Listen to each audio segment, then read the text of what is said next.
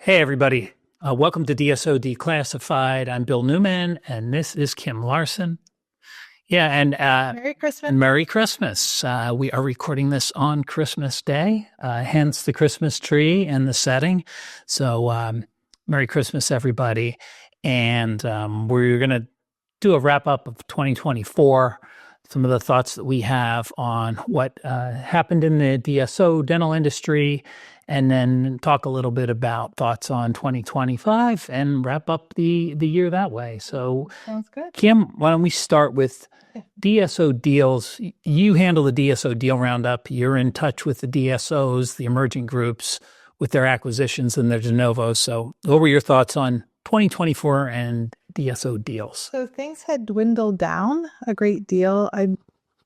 2023 into 2024, we started to see activity gaining momentum in 2024. Still not great, but it's starting, especially from the bigger groups. But in 2025, I really think that we're going to see a lot more deals taking place. You just did a podcast, and you talked a little bit about that.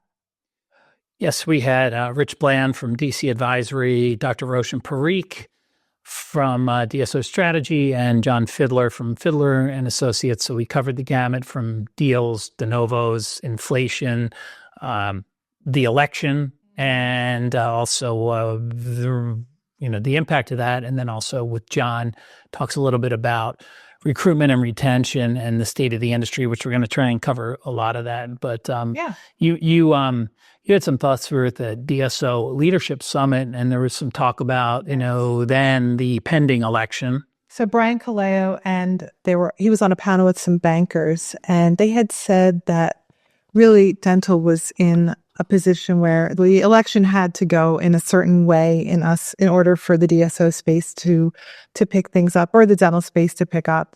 And I guess it was really the DSO for the DSOs, but it did happen the way that they had suggested it might happen, and that is good news for the DSO industry. So we are optimistic that 2025 will be, we're going to see a lot more consolidation and that. And I think growth, investment in private practice as well. So, yeah, Well, did you say on the podcast that there were about 25 deals and only about this is in 2024, some seriously nice deals in 2024. And of those, 27, only 2 or 3 went through? Yeah, there were a lot of groups that were looking to recapitalize or looking to sell. And there were very few deals that actually got done. And so you're going to have some pent-up demand.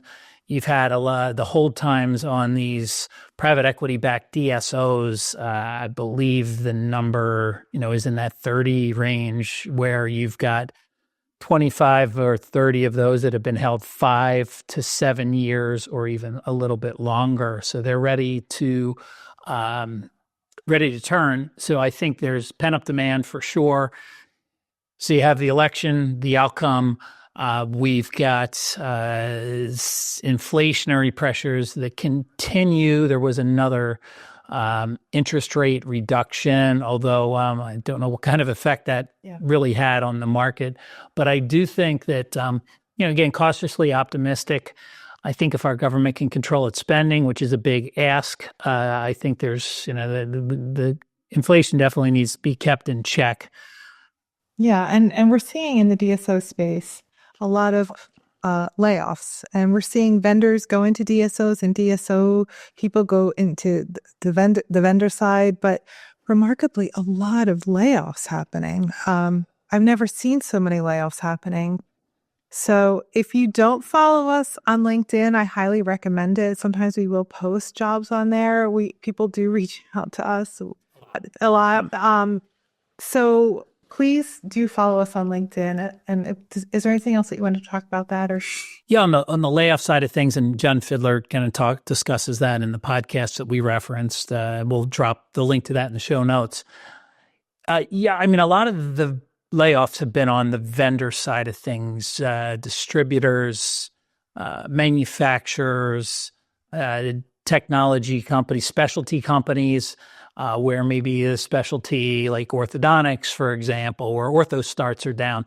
So we are seeing a lot of layoffs on the industry side of things. And I would just, I don't think that, magically 2025, people are going to start hiring. That's not what I think at all. I think it's, yeah, and it's going to take a while. So I would think even with the deals, same thing. We're not just going to see, it's on a light switch.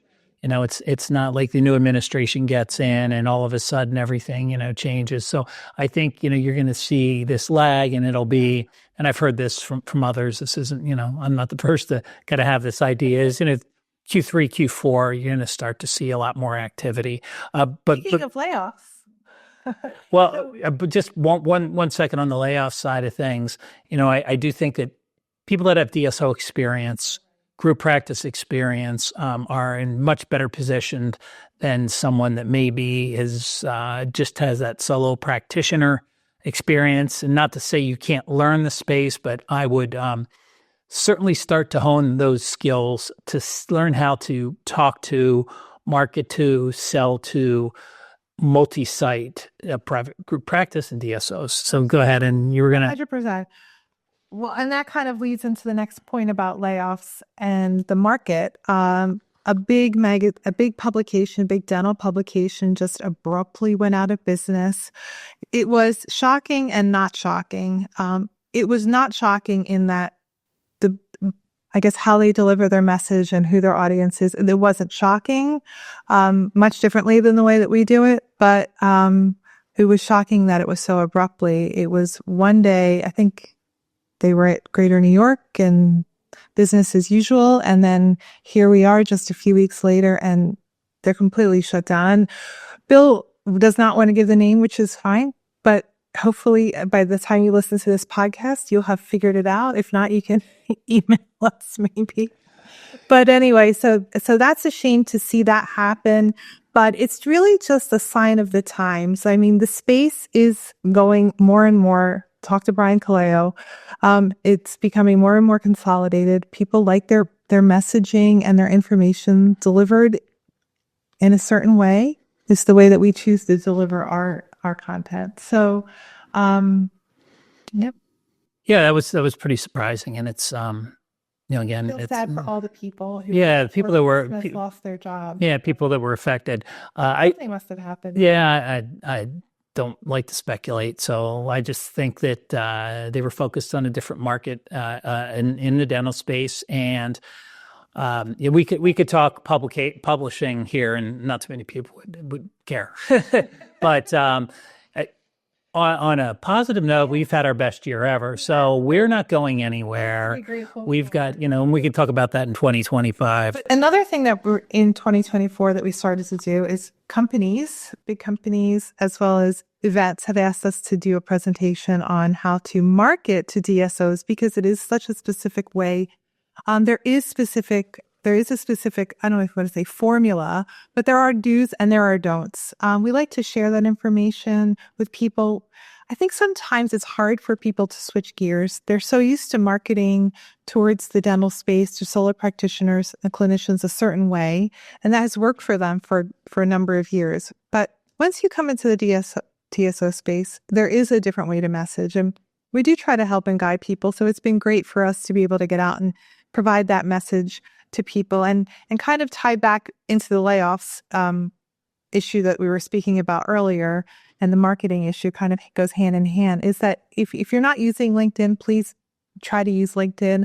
I use LinkedIn 10 minutes a day. That's all I think people should be using LinkedIn. It is a social media, and absolutely 10 minutes a day is all you need to do. In this past year in 2024, I had over 1,100,000 impressions on my content on LinkedIn. So I highly recommend, like I said, I spend 10 minutes a day on it. So try to put yourself out there a little bit, comment thoughtfully. I always tell people to comment thoughtfully. Don't say like, that's awesome or that's great, or just reiterate whatever they had written because then it looks like AI. Actually be authentic and connect with people, post things that would actually resonate with people. If you have a product that solves a problem for a DSO, explain how data and stats is always your best friend when you're trying to market to a DSO. So that's been a great thing for us to be able to try to get that message out there to people. And we really, really hope that you take some of that advice and put it to practice. And I think that if you do, you'll be happy with what you don't have to spend a lot of money, but you do have to be consistent. Emerging groups to watch deadline. Okay, right. So that's a good thing. So one of the highlights of the year for us as a company and for us personally is the Emerging Groups to Watch. We had our Emerging Groups to Watch Awards at the DSO Leadership Summit in Atlanta in September. Actually, it was kind of bumping up against a hurricane, but nonetheless, it was a successful for us awards and panel discussion. It was the most diversified group of groups we had ever had. We had like a mobile clinic. We had an Australian group, and it was great to have our friend from the Australian group, Impression Dental Group. They're making waves over there. Mark O'Brien come over all the way over here to the United States. It was quite an honor to meet him, and I hope that he found the event fruitful and the experience fruitful. One of the things that the Emerging Groups to Watch like to do is learn from each other, and the groups in the audience are learning from them. And then the bigger groups say, who would I like to buy or who would I like to try to buy? So the Emerging Groups to Watch list for 2025, the deadline to submit your submission is the 31st of December. If you don't have submission information, contact us at info@groupdentistrynow.com, and I will provide, or Bill will provide, what you need to give to us to submit your company for that. And that's a great honor. It gives you a lot of, not only are you learning throughout the way, but you're getting the name of your emerging dental group out there. You're learning from other groups. It's a great exercise, and it's a 1 year and a 1 year commitment in terms of, we have webinar, we have podcasts, and we have the awards. So it's not a commitment in terms of you have to do anything, but we will help promote your company and any issues that you have or questions that you need answered. That's what we're there to help with. So meeting attendance in 2024, just thoughts around DSO, dental meetings, the attendance, you've got a lot of thoughts. We talk about this probably, I don't know, an hour or two a week. It's kind of the same conversation. Maybe not that much, but feels like that over and over and over. There are too many meetings, and the meetings that we do have are too long. So not only are the DSOs having meetings, of course, the dental industry is having meetings, but now the DSOs are having their own partner meetings. So vendors are expected to be at the partner meeting, then they're expected to be at the DSO meeting and the dental meeting. It's not only expensive, but there's only so much time people have. So we're seeing a lot of overlap. We saw that multiple times this year. So vendors have to go, or DSOs have to go, whoever the people are, they have to go from one meeting immediately into another meeting. It's a lot. It's a big ask. And we've been saying, maybe it's mine. I've been saying, you don't have to have a 2 or 3 day meeting to make your meeting worthwhile or to make it worth someone's while, because the thing is, a lot of times we see people leaving on the last day. And if you're a vendor and you're paying to speak in that last morning and everyone's already left, it's just not great for the show. It's not a great look. So ideally, we've talked about this. We think it's best to have, an evening optional cocktail hour or dinner. And then the next day, panels and discussions and all sorts of meetings and networking, and just go hard from 8 a.m. until like 5, and then that's it. I think sometimes I'm not going to say what my thoughts are as to why people seem to make these shows go on forever, but there are so many meetings and they struggle. There is not one meeting that doesn't struggle to get people there. Well, I'm sure there might be. There are a couple. So what I would say is I agree with Kim on the length of time. I agree on a lot of things. One being way too many meetings. People came out of COVID, wanted to get, back to in-person meetings, and then people being companies started to add meetings on top of meetings that already existed. And I think it's become really crowded. It's apparent from the support or the lack of support from sponsors as much as it used to be. There's not quite as much there. more to go around. It's more expensive to have a meeting now.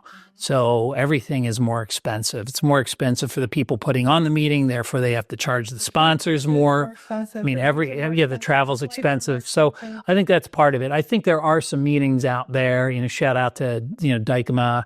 I think that, having they can have a longer meeting and actually, I guess I'm speaking like in general terms. Generally speaking, the meeting's gone too long. That doesn't mean that there isn't a time and a place for a meeting to go longer. Yeah. No, I know. But I think in general, people would like short, and because to your point, people do leave early. So powerful rather than long and light. Yep.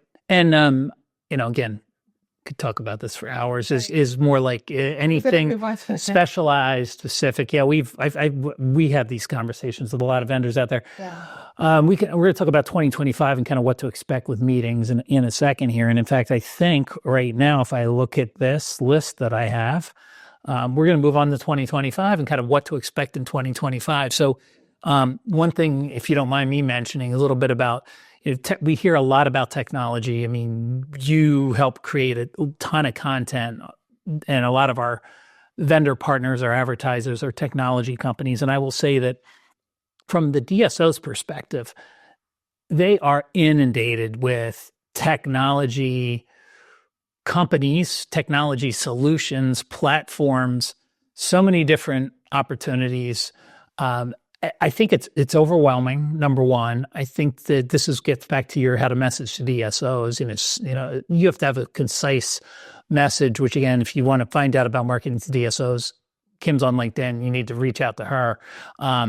But I mean, it's from what I hear from DSOs, there's a lot of great solutions out there. Don't have the time to evaluate them all. So you've got to figure out a way to kind of stand head and above, right? Heads above the crowd. Right. And also I think it's a matter of the support and the education for companies that are going to bring on this technology, because it's not, you just can't just necessarily plug in a technology, and you need that support, the onboarding, the training, which seems to be lost on so many companies. Right. So, that's what I would just say is we're going to see more and more in 2025 technologies coming more maybe in different categories, more options in the same categories. It's overwhelming. So just keep that in mind if you are a technology company looking to reach DSOs. Kind of extending on that a little bit. One of the biggest issues that dental groups and DSOs have is recruitment of clinicians. And the younger clinicians obviously are going to be very interested in technology for a variety of reasons. So perhaps technology is a great way to provide services to a DSO to help them differentiate themselves from other groups in the hiring process. So technology is really key, I think, to the future. And having that twist on it in terms of how to make it appealing for recruitment is important. So if you're a technology company, keep that in mind. What do they call them? Native users or something? These people were born with like a computer in their hands. So this is what they like. This is what they want. They want the coolest gadgets. They want the newest and greatest stuff. So there are technology companies out there who can provide that. But like Bill said, it's very difficult to get that. And sometimes this is something in other private conversations. This is DSO Declassified.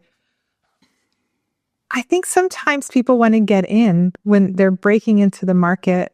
They want to get in with an Aspen or a Heartland, and that's great, fabulous.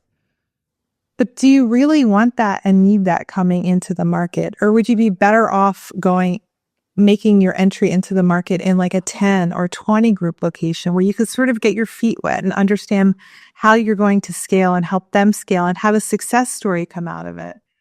No, totally. I mean, that we talk about it all the time. It's, you think you're ready to support somebody that has 1,800 locations. But are you? But I mean, are you really able to do that? So yeah, to your point, it will be a lot easier to work with some of the smaller groups, get some case studies built, Yes. build out your onboarding, build out your training and education before you. And these larger DSOs know this. They are going to make sure that you are ready, even if you think you are. I mean, you really need to be prepared because there is a lot of service and education, ongoing support for sure. Let's talk about a couple meetings that are coming up in early 2025. We've got Yankee. They're doing multi-site again. That is the end of January. This will be their third year. They are doing Yankee now on the exhibit floor. So it's not In the back. It's not in the set. Near where the classrooms are. Yep. And so that's great. So I'm really excited for that. And I don't think they're charging a special entrance fee for that I particular. think there might be separate registration, but I don't know if there's any different fee. There used to be a separate charge to go upstairs to the multi-site. So we'll see how it's received there. Yeah, I'm excited, and I think we looked at the topics and the speakers, and we'll be there. We support the meeting, and I think it's great. I mean, they are the only traditional dental trade show, traditional dental meeting that actually embraces the DSO model. Well, yeah, right, and private group practice for the doctor-owned, doctor-led. So it's not just DSO; it's the smaller as well. Of course. And yeah, I think that they've and they've taken a little bit of flack for it, and very much so. Not. I don't think it's justified at all. I think that it's needed. I believe their members. A lot of their members are private group practices. Some of their members are with DSOs. So, this is the model, and it's changing. After that is AADGP. That's early February. They have really reinvented themselves as an organization, and this is more of going more of a mastermind. It's like a workshop. Yeah, everything's workshop based. So I'm super excited about that. That is in Orlando, February 6th through the 8th. What's the next one? And then just some predictions. I was going to try and wrap things up here. So what are you grateful for first? I am grateful for having the best co-founder and COO in the DSO space. So, yeah, thanks to Kim. I mean, 1,100,000 impressions on LinkedIn. I won't even tell anybody mine because I'm not even going to say. 10 minutes a day. And I spend more than that. And I'm not doing it right. So can I take that marketing to DSO's class? Jeez. So I'm very grateful to have a partner like Kim, and makes my job easier and make you shine. Yes, that's her job, and about 7 other things. So, yep. So yeah, I think so. Just some things I would say that's what I'm grateful for. How about you? I am grateful for, this is kind of, you, of course, and my children. She had to say that after what I said. Our children. But honestly, this year for me personally, I have come to grow really fond of small businesses. I never really thought about it before. I would just buy something wherever. Small businesses are so important, not only to like the lifestyle that I like to live, but just to our community. So buy small business, like local businesses for us. Yeah, it's really become, it was nothing. Now we go to of course it's snowing outside right now, but in the summer, we'd like to go to the farmer's market. I for Christmas tried to buy a lot of gifts from smaller businesses because they are, the heartbeat of America. Does that sound too corny? But it's actually the truth, and possibly keeps until they sell out to larger corporations, I will support them. Some of our favorite brands have done that this year, so that's kind of sad. And some might see some irony in this supporting small businesses, but when you really look at the DSO space, it is made up. The majority of multi-sites are private group practices. So they are owned by doctors. And I would say there is a trend with the larger DSOs to have doctor partnerships where the doctors have ownership, they retain ownership, or they earn in from an associate level to some. So when we say this, right, we love the industry. And I just think that ownership component for the larger DSOs, the dental partnership model. Speaking more like my personal. Right. No, I understand, but it does tie into. We have to tie everything back to DSOs. Well, I will say that when we speak to people, this podcast has been going on a long time, but I'll just say, when we speak to people who are outside the DSO space, they're in the dental space. They think the DSO space are just the large DSOs, the ones that have over, 6, 7, 800 practices. But that's not really how we look at the space. We like the Emerging Groups to Watch Awards, for example. That's really the heartbeat of the industry. Yes, there are these wonderful big DSOs that was originally why we started the company, was because we wanted to increase, or at least for me personally, to increase access to care for all, not just for certain people. And those larger DSOs can do that. They can go into the rural and urban areas that other solo practitioners who have thousands and thousands and thousands of dollars of debt cannot do. As a matter of fact, I just wrote an article about that a few weeks ago about the dental school debt and how it's actually growing the DSO space, because how can you pay back that ridiculous debt unless you're going to go for DSO? Plus, they offer the mentorship and everything else that you're not going to get on your own. So, I mean, I could talk about this for hours, but we almost have been. So predictions, just kind of, I'll wrap this up. You add anything that I may forget. Okay. I would say deal flow is going to increase in 2025. We're going to see some big deals get done. It's not going to happen, I think, in Q1. I could be proven wrong, but I think it's going to take a little bit of time. But some of the it's almost like it feels like to me, like, when the horses, you're at a horse race. I've never been to a horse race, but on television, you're at a horse race and the horses, they just want to run, right? They just want to get out of the gate. It almost feels like that right now, that the horses are in the gate and they're just waiting for the gates to be opened. I like that. It's a nice analogy. So again, deal flow picking up Q3, Q4 is really when I think it's going to get from, again, talking to the experts.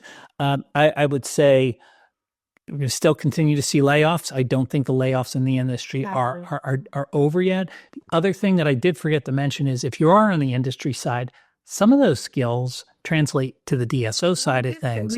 So kind of think about that. It's like, maybe I want to be on the other side of things. Vendors move into the DSO space, but we have seen DSO people move into the vendor space because the skill set that they've acquired is very usable in the other space. And I'd say look for us to continue to grow, to continue to be involved in the industry. Yeah. I mean, we've had some partnerships. Yep. 2025 is shaping up personally for group dentistry now to be by far, thankfully, gratefully, by far our best year ever. I think 2021 was also one of those years for us coming out of COVID. Yeah, where we have just incredible. And we've got some things in the works that if one of them works out, it'll be a big year for us. We should talk about the Learning Hub real quick. Sorry. Sure. Learning Hub. Speaking of partnerships. Yeah, speaking of partnerships, we do have a partnership, a Learning Hub, and we have DSOs coming to us, maybe once a week or so. They need education, and we partnered with DentLogix to provide customizable white label education. Yeah, it's funny. I just was talking to somebody at lunch 2 days ago. Marketing company, works with a bunch of private group practices, and I would say even emerging groups. And was telling him a little bit about the platform, and he connected us with several of his clients. So there's a need for it. It's something to definitely check out. It's on our website. We'll drop a link in the show notes. Kim, if people want to find out more about marketing to DSOs or want to follow you, and for some crazy reason they're not connected to you, follow you. Follow me. We might not be able to connect. I've kind of maxed out with that, but please just follow me. And with LinkedIn, here's just words of wisdom, and don't get disheartened if people are not liking or commenting on your posts. This is not Facebook, and you're not posting a picture of your brand new puppy and everybody wants to like it. There are a multitude of reasons why people don't like and comment. That's 100% fine. They're still seeing it. And I think, with that, you can find me on LinkedIn as well. Kim Larson on LinkedIn. Yeah, you can drop. Group Dentistry Now, most importantly, Group Dentistry Now. Yeah, groupdentistrynow and also .com. And if you're not subscribed to our newsletter, you can stop by our website, groupdentistrynow.com. In the top right-hand corner, there's a subscribe button. No spam, we promise. No spam. We only shoot out one email a week. That's it. We don't sell your information. We don't sell your list. We try to keep it clean and we respect your privacy. That's it. We'll check in soon with everybody, but that was pretty comprehensive. So again, Merry Christmas. See you in See you in 2025.